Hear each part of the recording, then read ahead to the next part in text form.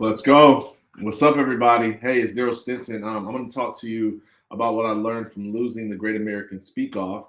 Let me know where you're tuning in from in the chat. If you're tuning in from Europe, if you're tuning in from the Africa land, if you're tuning in from my ancestral homeland of Nigeria, if you're tuning in from the U.S., where are you at? Let me know. Let me know what you're tuning into. So I participated in the Great American Speakoff, which will essentially become the American Idol of speaking. Okay, so similar to American Idol, how they compete, it's the same way for speaking. There was the competition was hosted by Grant Cardone and Pete Vargas, and some other people as well, but they were the primary two hosts. Um, there was 27,000 people who registered to participate in the Speak Off. 1,846 people, I'm reading something they shared with us. 1,846 is how many people, 1,846 is how many people auditioned. There was 150 people that went to the semifinals in Florida. I was one of those 150. What's up, Robert? What's up, Devin? What's up, Roland? What's up, everybody? And the top three out of the 27,000 would go on to Vegas and speak at GrowthCon, where the in-person audience is around anywhere between 7 and 10,000 people, and the online audience is 20,000. Okay, so it's a really big opportunity. Um, Going into it, and even once I was there, I felt completely capable to be one of the top three. Okay, but I did not make the top 30. I did not make the top 30. And contrary to a lot of other people that were there, I teach speaking for a living. And so I had all this stuff come up for me around not there's always room to learn and to grow. First of all, like for sure, for sure. And by the way, the people who won they well deserved it. This is just an expression of my experience. Okay, so um, I teach speaking for a living. There's a lot that they were teaching us to do and coaching us to do that I already knew.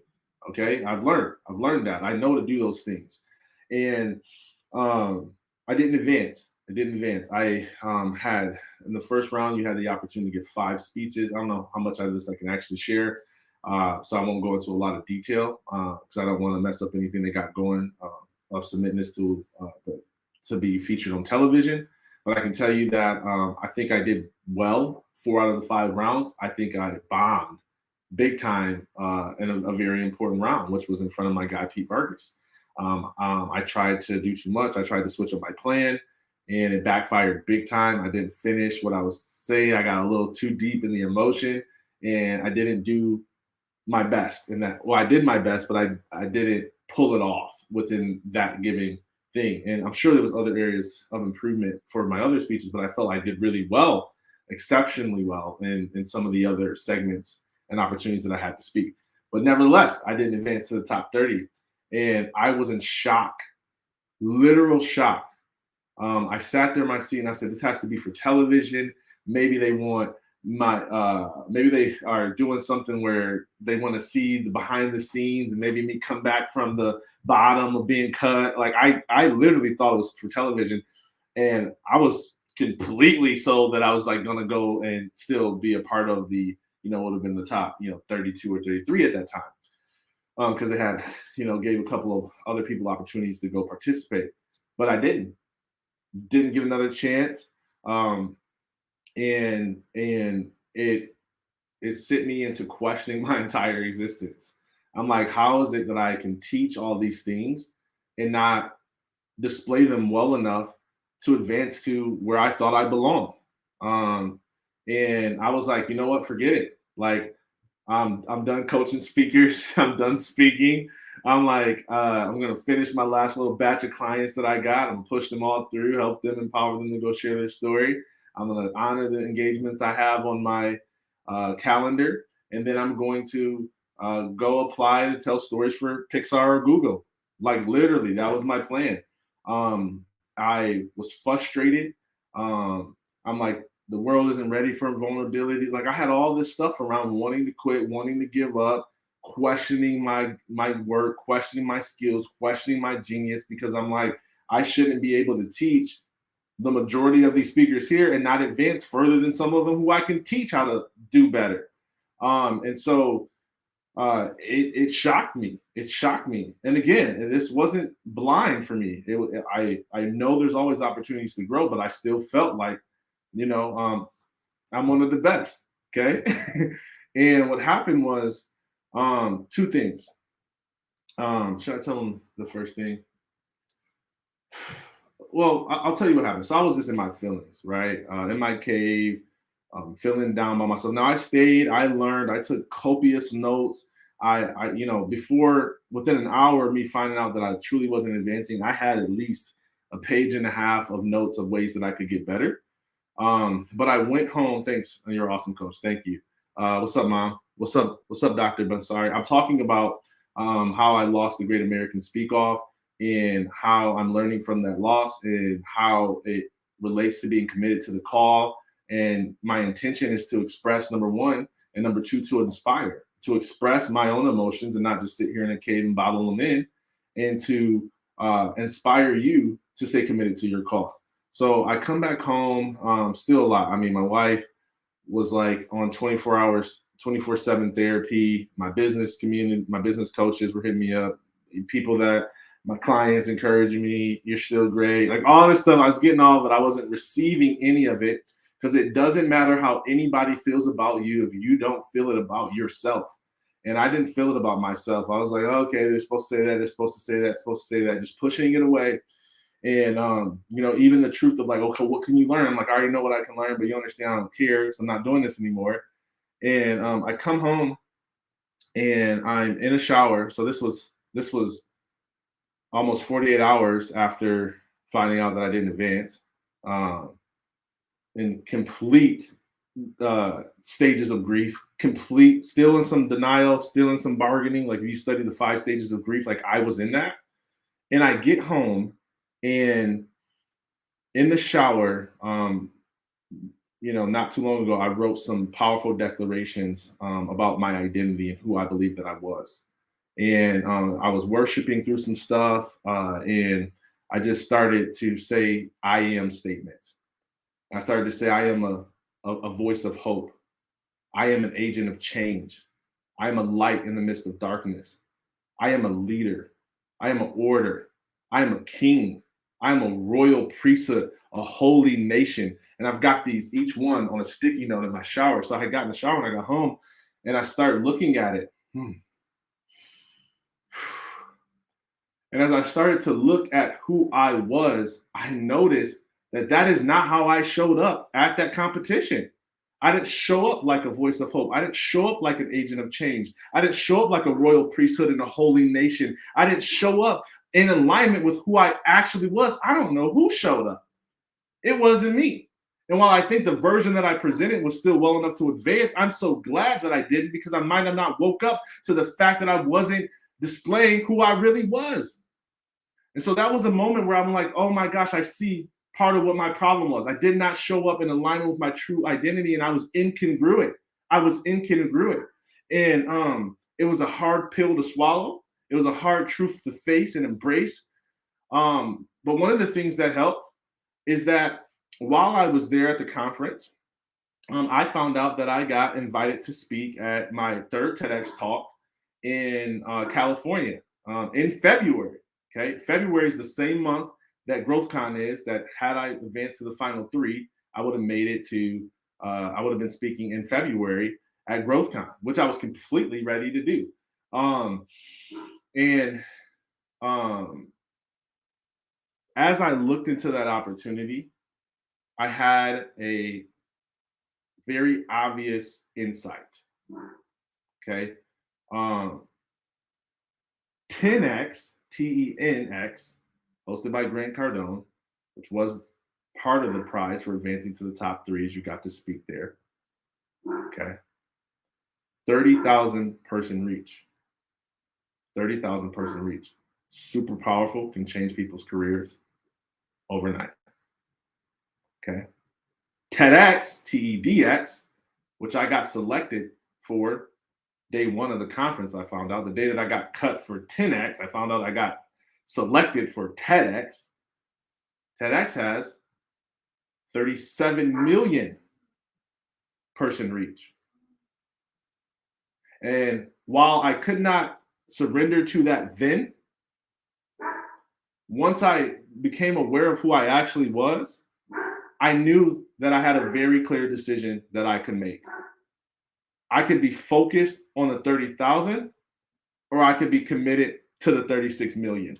And I had a choice of what did I really believe. If it was about impact and it wasn't about proving and it wasn't about my ego and it wasn't about validation and it was about I'm following the leading of God. I'm committed to my work. I believe that my message matters. I believe that people need to hear it. I believe that other people should share stories. If that's what I truly believe, then here's my opportunity.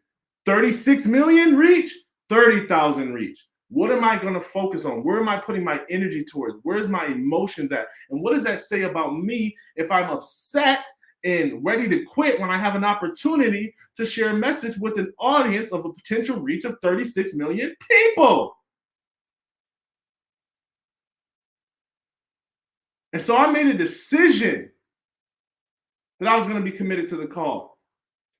I'll tell you one of the things that helped. One of the things that helped is I got on a coaching call with one of my clients that I had scheduled. I didn't want to show up. I wanted to cancel it because I was in my emotions.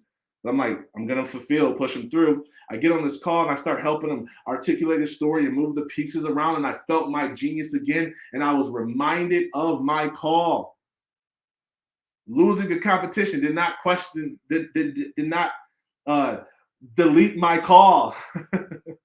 Losing the opportunity to speak in front of that stage, which I will do today if I got the opportunity. By the way, Grant, if you're watching this, y'all miss me. It's like Jordan getting cut from the high school team. Oh, but I didn't show up like I was supposed to. And that is where there is for me to grow. And so I am committed to the call. I am committed to the call to express. I am committed to the call to share vulnerable, powerful, persuasive stories. My only question is, are you committed to your call? Whatever that is for you, your call, your call, your call, your call. Because when met with resistance, we often question our call. And it doesn't matter what that resistance is. It could be financial, could be emotional. Financial, I don't have the money. Emotional, it's so hard for me. It's so hard for me. Social, what are people going to think when I? What are people going to think when I? Spiritual, right? What does God see in me? I don't see what he sees in me. What does he want from me? But you know what he wants from you. Most times I discover that people aren't pursuing clarity around their purpose. They're often just running from it and calling it a pursuit for clarity. Oh, write that down. I'm telling you, most people who say, well, I don't really know what my purpose is. I don't really know what my call is. They know what it is. They're just running from it, and they're asking God, like Jesus did in the middle of the Garden of Gethsemane, if there be any other way, let this bitter cup pass from me. There has to be another route. And that was me. I'm like, I don't want to go through this myself. I wanted the shortcut. I wanted to be on 10X. I wanted to just bypass the building it and the daily process of creating my own thing. Because here's what I know about greatness from all the things, all the people that I followed, every teacher that I ever listened to, even evidences in scripture is that greatness, greatness cannot be hidden. It just can't. And the truth of the matter is regardless of the politics, regardless of the showmanship that was going on, regardless of the cloudiness of the environment, regardless of what they were looking for, I wholeheartedly believe that if I would have showed up like a voice of hope, like an agent of change, like I know that I could do, that I would have been so great that I could not be hidden. I could not be overlooked. And that's not what I did. And the opportunity for me now is to step into the world in alignment with my greatness, because how you do anything is how you do everything. So if I was doing it there, I must be doing it in other places in my life. And I became aware of that. It was an awakening for me. And now I'm awoke, for lack of better words. And I'm committed, y'all. I just dropped my AirPod. Hold on. I'm on Instagram. Did that mess up Instagram? Okay, cool. And all of my other platforms. Because let me tell you something that I recognize. Once I knew I was participating in the competition, I did not talk about it. And I'm the guy that preaches vulnerable storytelling. But I didn't want to talk about it because I didn't want people to know I was participating. Because if I lost, I didn't want people to know I lost. I wanted to just have a private loss.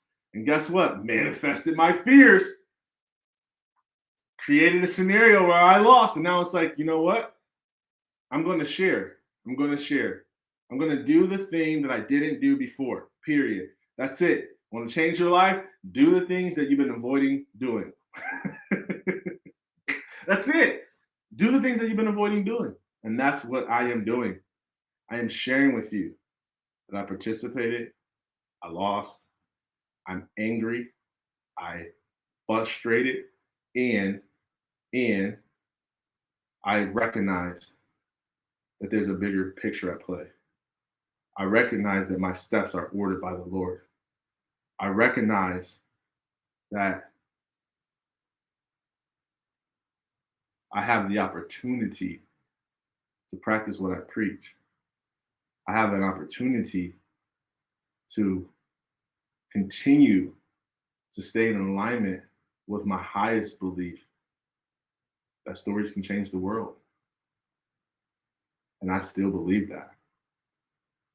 And I'm more committed, more committed. So here's the thing, y'all. I preach this, I practice this, and it's still hard for me to share sometimes.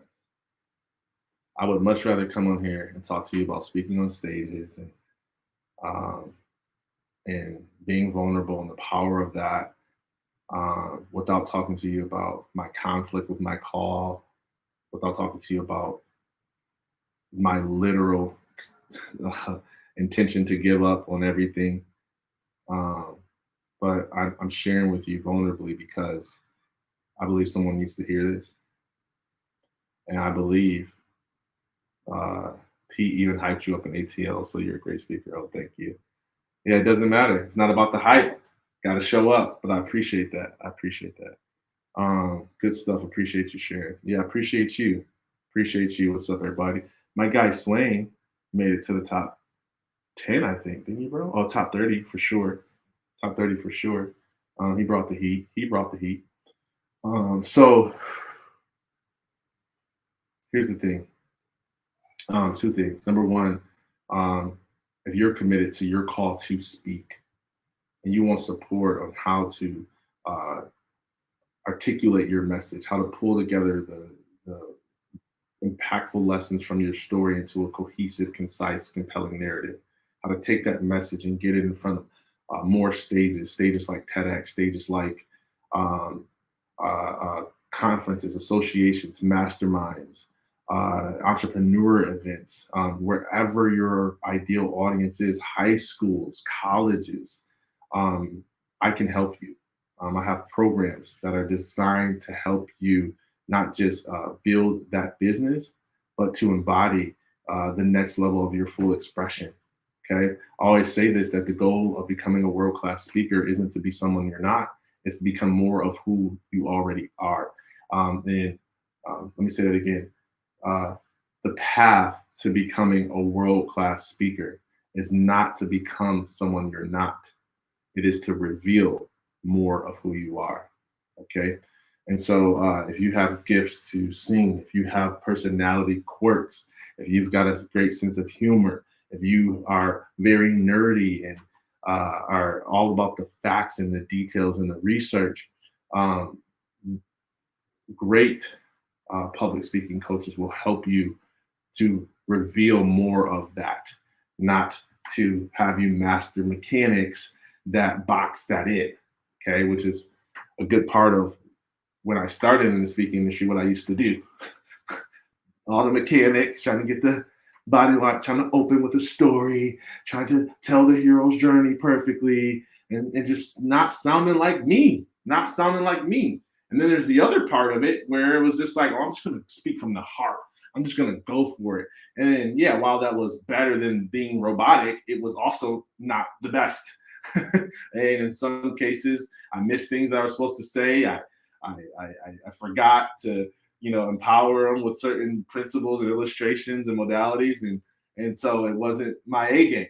Okay. And what I can help you do is to bring your A game and to, do it profitably and effectively. Okay. So if that's you, hit me up in the DMs, comment, speak in the comments, whatever. The second piece of this is maybe you don't have the calling to speak or don't feel led to have me support you, but you have a calling to do something in this world. And maybe you felt conflicted because of the resistance, because of your perceived lack of finances, because of your perceived lack of clarity, because of your perceived lack of emotional fortitude to be able to follow your call.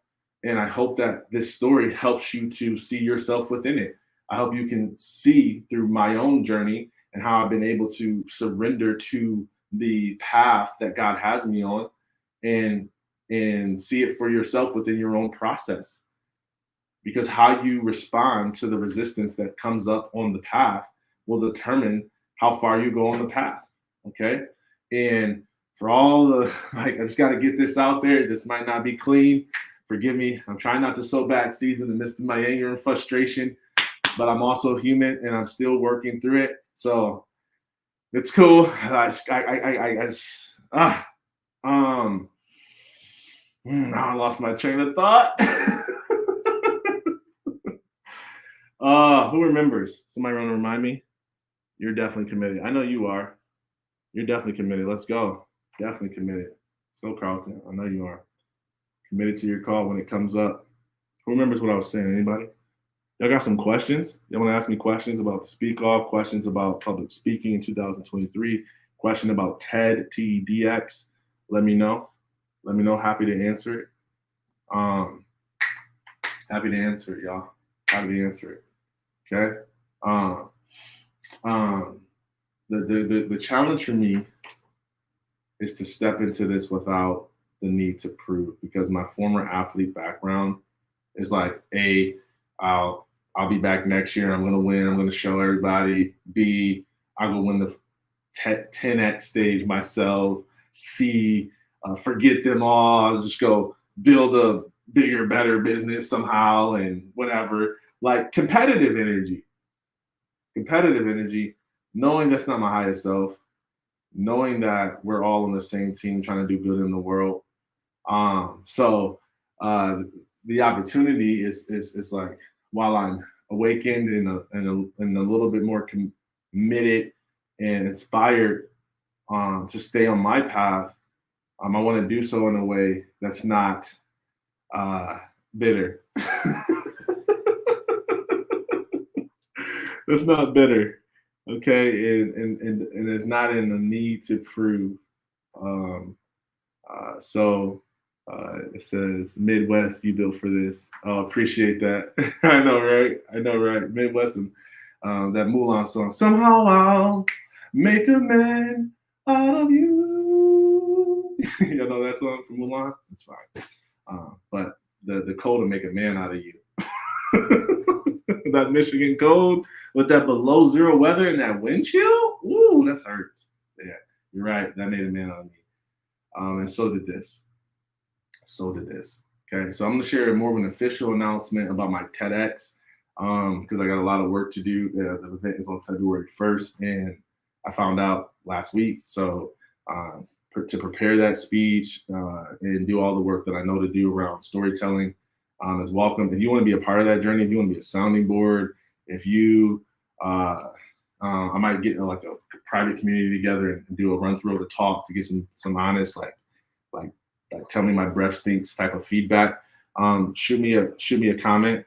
Say support in my comments or my DM, and I'll add you to consideration for that community. Okay, I'm not gonna do it if y'all gonna be on there tripping, or just be like, oh, you're so amazing, dear. I'm not looking for yes men and women.